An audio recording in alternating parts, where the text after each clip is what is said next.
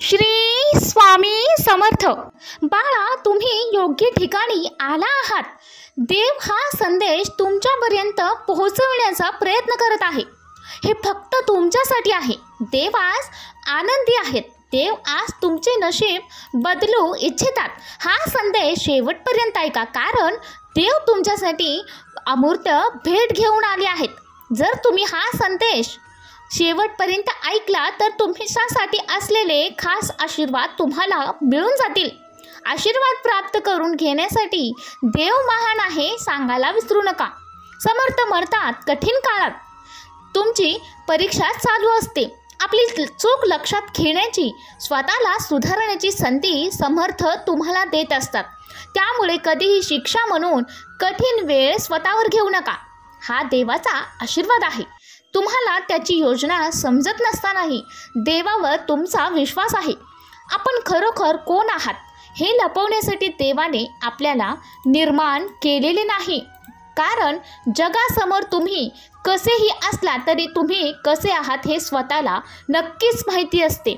आपल्यापैकी प्रत्येकाची निर्मिती एका उद्देशाने झालेली आहे.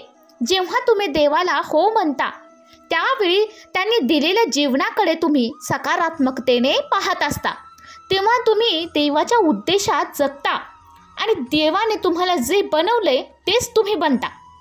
आंतरिक शक्ती ओळखून तुम्हाला आंतरिक आनंदी आणि समाधान त्याच वेळी मिळत असतं. नेहमी लक्षात घे बाळा, देव समर्थ तुम्हाला नेहमी कधीही वाईट परिस्थितीमध्ये एकट्याला सोडत नाहीत. त्यामुळं प्रत्येक परिस्थितीमध्ये देव तुमच्या सोबत आहे. संकटांना घाबरू नका. देव तुम्हाला आशीर्वाद देत आहेत आणि एक निर्णय सांगत आहेत. तुमची परिस्थिती तुमच्या हातात आहे आणि तुम्हाला कधीही असफलता मिळणार नाही. देव पाठीशी आहे आणि तुम्हाला यातून नक्कीच बाहेर काढणार आहेत. तुम्ही आणि तुमचे कुटुंब चांगले व्हाल. फक्त उभे राहा आणि मला ही लढाई लढू द्या, कारण विजय आपलाच असेल. तुमच्यापैकी प्रत्येकजण देवाचे अद्वितीय मुलं आहात. देव तुम्हाला वैयक्तिकरित्या ओळखतात. इतर कोणी तुम्हाला ओळखलं नसेल तरी देव चांगले ओळखून आहे. तर तुम्हाला आणि तुमच्या गरजेनुसार, तुमच्या योग्यतेनुसार तुम्हाला प्रोत्साहन, सुधारणा, दिशा देणार आहे आणि तुमच्यासाठी नियोजन करणार आहे. तुम्ही किती कष्ट, वेदना सहन केली आहेत हे देवाने पाहिलंय. तुम्हाला कोणी किती त्रास दिला हेही देवाला माहीत आहे. तुमचे स्वप्न पूर्ण नाही झाले, पण देव म्हणतो आता तुझी वेळ आलेली आहे. आता तेही लोक तुझे गुणगान गातील जे तुझ्याबद्दल पाठीमागे वाईट बोलत होते. तुझ्या सुंदर दिवसांसाठी तयार राहा. नेहमी लक्षात घ्या, ज्या लोक शॉर्टकट पद्धतीने किंवा पटकन मिळवण्याच्या पद्धतीने पुढे जाण्याचा प्रयत्न करतात, पण त्यांचे यश तात्पुरतं असतं. ते कायमस्वरूपी टिकून राहत नाही. पण जे शून्यापासून सुरुवात करतात आणि खडतर प्रवासावरून मार्गक्रमण करतात आणि सगळ्या गोष्टी वेळाने मिळवतात, पण त्यांचं यश नेहमी टिकून राहत असतं. एकतर तुम्ही त्या प्रवासात गुंतून राहता, नाहीतर लोक तुम्हाला त्यांच्या प्रवासात सामील करून घेतात. जीवनात काही सूत्र नेहमी लक्षात ठेवा. कुणीही रस्ता अडवला तर आपला धीर आणखीन वाढतो. विकायला आला तर हिंमत अनेकदा कमी होते आणि विकायचेच नाही तर मग किंमत जास्त वाढत जाते. हे गुणधर्म नेहमी तू अंगाशी बाळग आणि संयम ठेवून आणि स्वतःवरती विश्वास ठेवून ज्या मार्गावरती तू चालत आहेस त्या मार्गावरती चालत राहा. पण तो मार्ग प्रामाणिक आणि सत्याचा असायला हवा, खरा असायला हवा. चुकीच्या मार्गावर जर चालत असाल तर समर्थ तुमच्या पाठीशी नसणार आहेत हे नेहमी लक्षात घ्या.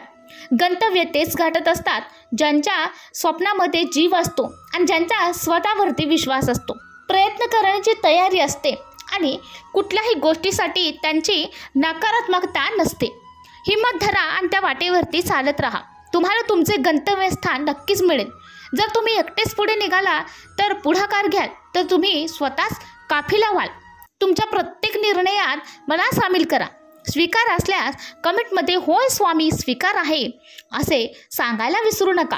कारण तुमचे प्रियजन, तुमचे वैयक्तिक जीवनातील तुमचे जवळचे कितीही तुम्हाला गुणगान करत असतील समोरून, तरी देखील पाठीमागे ती तुमच्याशी एकजीव नसणारच आहेत. त्यामुळं त्यांच्याशी आपण किती सलोखा ठेवायचा किंवा त्यांना किती महत्त्व द्यायचं हे शेवटी तुमच्यावर निर्भर आहे.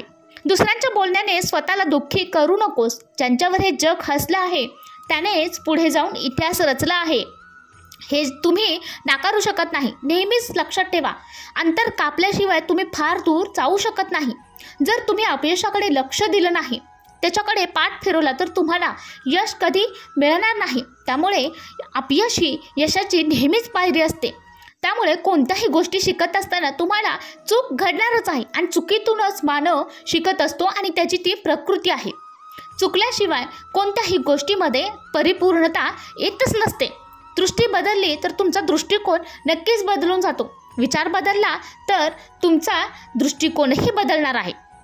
जर तुम्हाला पडून उठण्याची ताकद आणि तुमच्याकडे आत्मविश्वास असेल तर तुम्ही 10 वेळा पडला तरी तुम्ही तिथे उठून पुन्हा उभं राहण्याची तुमच्याकडे कर्तृत्व असणारच आहे. त्यामुळे स्वतःला कमी लेखू नका आणि स्वतःकडे जर करण्याची तयारी असेल तर तुम्हाला कुणीही हरवू शकणार नाही किंवा तुम्हाला कुणीही पाय खेचू शकणार नाही. कारण तुम्ही ज्या कलियुगामध्ये वावरता त्या ठिकाणी असेही लोक आहेत जे तुमचे पाय खेचायला आणि तुम्हाला खाली पाडायला बसलेले असतात. पण त्यांना त्यांच्या गोष्टी करायच्या नसतात, पण जे करत असतात त्यांना देखील अशी माणसं पुढे जाऊ देत नसतात. त्यामुळे अशा लोकांकडे दुर्लक्ष करायचं आणि स्वतःचं कार्य करत राहायचं.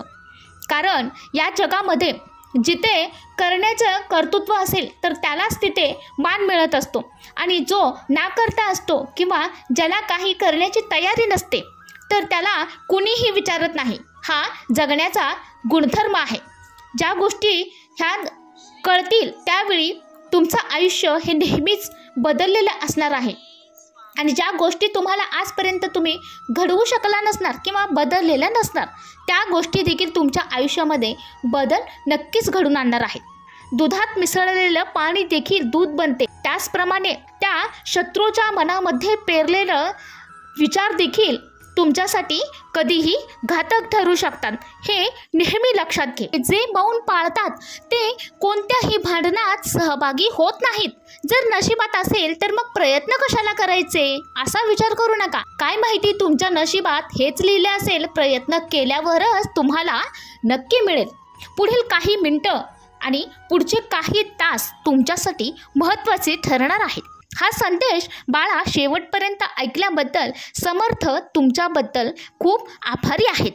पण हा संदेश तुझे जीवन बदलून टाकणार आहे हे मात्र नक्की आहे आणि स्वामींना ह्याची खात्री आहे. तुझ्या जीवनात होणारा चमत्कार हा नेहमीच तुला आनंद देणार आहे. हा संदेश ऐकल्यानंतर स्वामींना होय स्वीकार आहे हे सांगायला विसरू नको.